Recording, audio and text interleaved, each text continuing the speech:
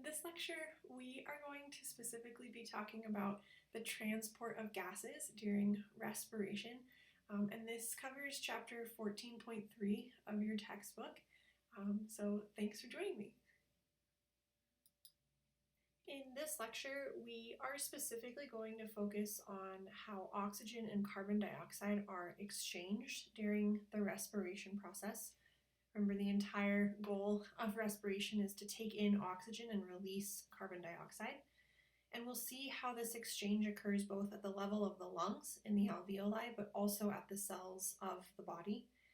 And the big key idea that you should be taking away from this lecture is that we have respiration in order to deliver oxygen to our cells and remove carbon dioxide from the body, as it is a waste product. This figure from your textbook is kind of a really great overview of kind of where to start when we talk about the gas exchange process that is happening at the lungs and cells of the body. Obviously, first off, when you breathe, you are moving air into and out of your lungs. And the first kind of process that is happening due to that breathing is external respiration, where we are going to exchange oxygen and CO2 between the lungs and the blood. And we're going to talk about what's happening there in a little more detail. From there, both oxygen and carbon dioxide will be transported through the blood all the way to the tissues or the cells of our body. And this is when we have internal respiration, which is the exchange of oxygen and carbon dioxide between the blood and the body tissues. So notice breathing, when we breathe, we are taking in air at the level of our lungs. But respiration is specifically talking about the fact that we are exchanging two very important gases. And we have external, kind of with the external environment versus the blood, and then internal respiration is our internal body environment and the blood. So what we're going to look at first is how oxygen is transported from the lungs to our tissues. So the way in which oxygen is transported is primarily by oxygen being bound to a protein called hemoglobin. So you can see from this slide here that the majority of oxygen binds to hemoglobin. At the level of the lungs, this is where that happens. And just so that you know, when hemoglobin is bound to oxygen, we change that protein's name to oxyhemoglobin to represent the fact that it has kind of picked up its passenger.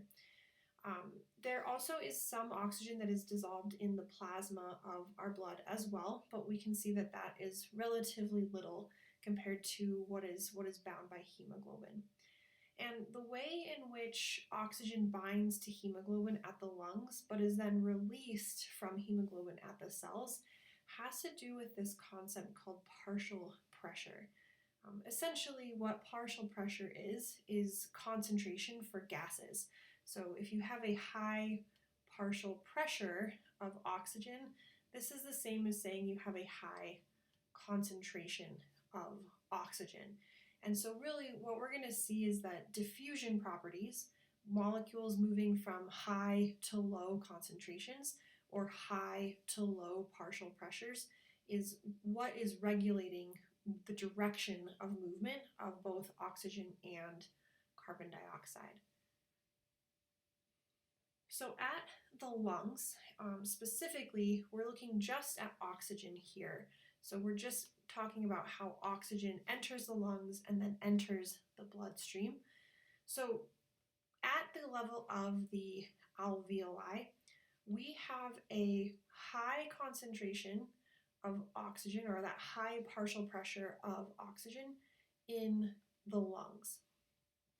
Comparatively, the partial pressure or the concentration of oxygen in the blood is very low.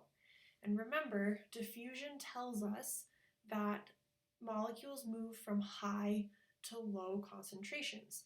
So because of that, During external respiration, which is being shown on the right-hand side of this figure, we're going to see that oxygen goes from a high concentration or high partial pressure in the alveolus to a low partial pressure of oxygen in the capillaries. And so that's what promotes oxygen from leaving the lungs and entering the blood, where it will then bind to hemoglobin. We'll come back and talk about carbon dioxide in a bit, which is blue in this image.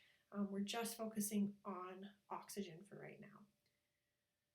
Then remember, these blood cells with hemoglobin, which are now carrying oxygen, are going to make their way to our tissues, to our body cells. And the opposite thing is going to happen during internal respiration, which is being shown here on the left. When we get to the body cells, now it's blood that has a high level of oxygen or a high partial pressure of oxygen, and it's the body cells that have the low partial pressure of oxygen. And so again, the laws of diffusion tell us that oxygen is going to be released from hemoglobin and it's going to diffuse into the body cells. It's going to go from high to low partial pressures. So by just using the simple laws of diffusion, we can regulate whether oxygen is entering our blood at the level of the lungs during external respiration, or we can control whether oxygen is leaving the blood and entering the body during internal respiration.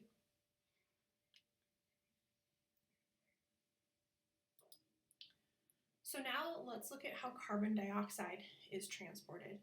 So physically in the blood, there are three ways in which carbon dioxide can move. First off, it can be dissolved in the plasma, and roughly 7 to 10% of carbon dioxide is transported in this way. Hemoglobin is also capable of carrying carbon dioxide, but notice it's not as high of a level as oxygen. It only carries about 20% of the carbon dioxide we need to get rid of. The majority of carbon dioxide travels as bicarbonate ion, and we're going to look at this here in a moment, like what this chemical reaction is. But the same factors that drove the transport of oxygen are also driving the directional diffusion and the transport of carbon dioxide. So let's go back to that figure we were looking at. So for carbon dioxide, it is color-coded blue in this figure, and the exchange of carbon dioxide actually starts at the body cells. So it actually starts with internal respiration. During processes in our body, carbon dioxide is produced as a waste product, and we need to get rid of that waste product. So we're going to start on the left-hand side of this figure. But in the body, the partial pressure of carbon dioxide is high compared to the capillaries where it is low.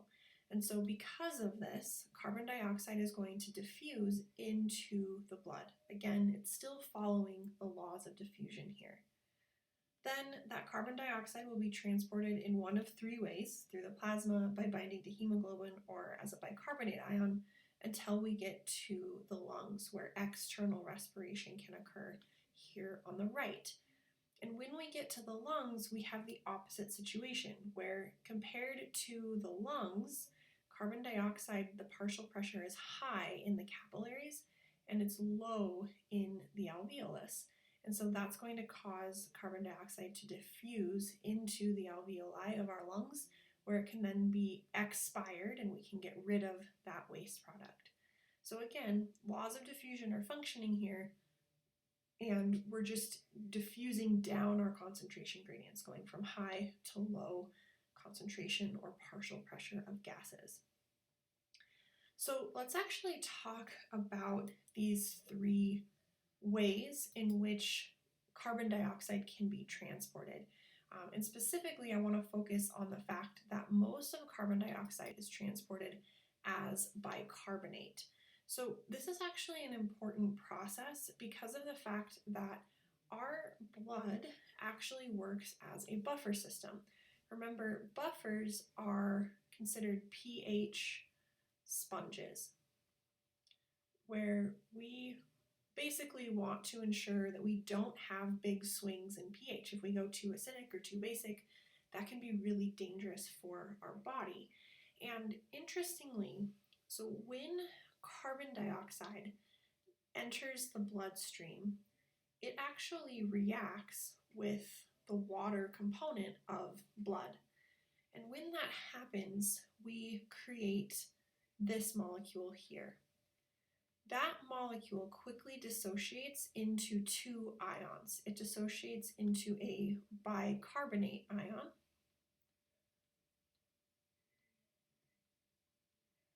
and a proton, or a hydrogen ion. So essentially, what has just happened is we have created an acid. H2CO3 is an acid. And remember, acids dissociate into ions. But in this situation, if we have separated into this bicarbonate ion and a proton, we have just increased the concentration of protons in the blood. And if we have a high concentration of protons, what happens to our pH? Remember, we have a low pH, they are inversely related, so we've just made our blood a little bit more acidic.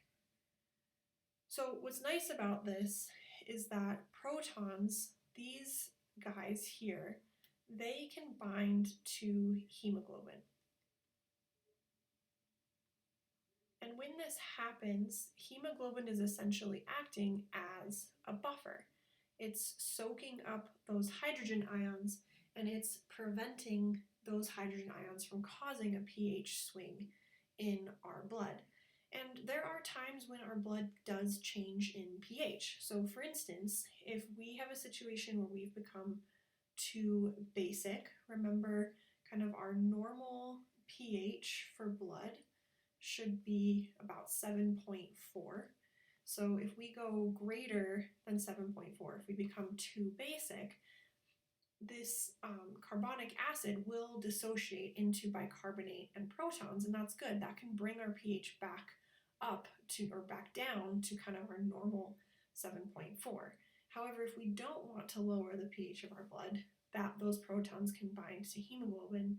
Hemoglobin acts as a buffer and it prevents our pH swings.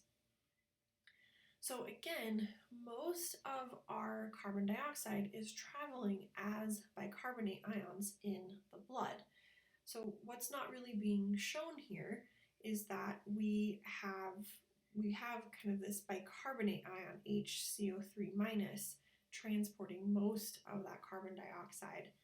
And again, when we get to the alveoli in the lungs, that carbon dioxide will diffuse back into the lungs. But the way that it does that is it can't leave as HCO3. It can't just magically kind of diffuse out like this. That does not happen. Instead, we have to perform another chemical reaction to basically release that carbon dioxide from that ion. And really, all that we have to do is reverse our reaction. So rather than ending with bicarbonate ion and protons, at the lungs, so at the level of the lungs, bicarbonate ion is actually going to reassociate with protons to create our carbonic acid. And then this will go through a series of reaction that then releases carbon dioxide and water. And when you exhale, so for instance, if you take a deep breath right now, you are exhaling water vapor. This is why your breath feels moist, but you're also releasing carbon dioxide gas. So what's really cool about the buffer system that's occurring in the blood is that when bicarbonate and protons are at the level of the lungs, they're going to reassociate into our carbonic acid, and that carbonic acid then separates further back to that original CO2 gas molecule and water that's kind of started this whole process off. So carbonic acids or bicarbonate is not only an important way for transporting CO2 out of our body, but it also enables us to prevent pH swings in our body as well.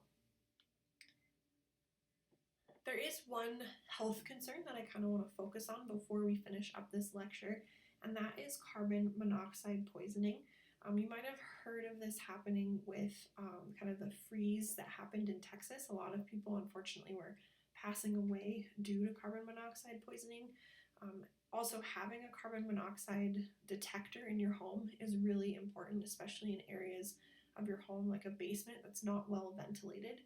And the reason for this is because carbon monoxide, which is CO, it's carbon double bonded to an O, it mimics oxygen. Basically, this molecule looks like oxygen to our body, and it binds to hemoglobin in the same way that oxygen binds to hemoglobin, only it binds stronger. So rather than being released at the level of the tissues, carbon monoxide basically just stays glued to hemoglobin. And because of that, if carbon monoxide kind of takes over the majority of your hemoglobin, there's less hemoglobin for which oxygen can bind. And because of that, the binding of carbon monoxide prevents oxygen from binding, which depletes our body of oxygen. And if gone on for too long, this can lead to death. Some of the symptoms of carbon monoxide poisoning you might actually notice are similar to like altitude sickness. If you've ever had family who's come to visit and you take them straight up to a 14er, the depletion of oxygen can lead to things like dizziness, chest pain, confusion, blurred vision, headache, shortness of breath, and nausea, so kind of a wide range of side effects. Carbon monoxide is also kind of dangerous because it is odorless. And oftentimes it's kind of known as the silent killer because oftentimes people fall asleep and they don't realize that there's carbon monoxide in the air, you can't smell it, and you end up basically dying in your sleep because you don't realize that there's carbon monoxide in your house. Having well ventilated areas, so having a kitchen that's well ventilated, fires, if you have a fireplace, you should make sure that you have a ventilation, like things are leaving from your chimney and you're not just filling up your home with smoke. But having things like carbon monoxide detectors can be really useful so that you know that you need to get out and make sure that you're not poisoning your blood with this. But that is gas exchange during respiration, and we are done with this lecture. Thanks for joining me.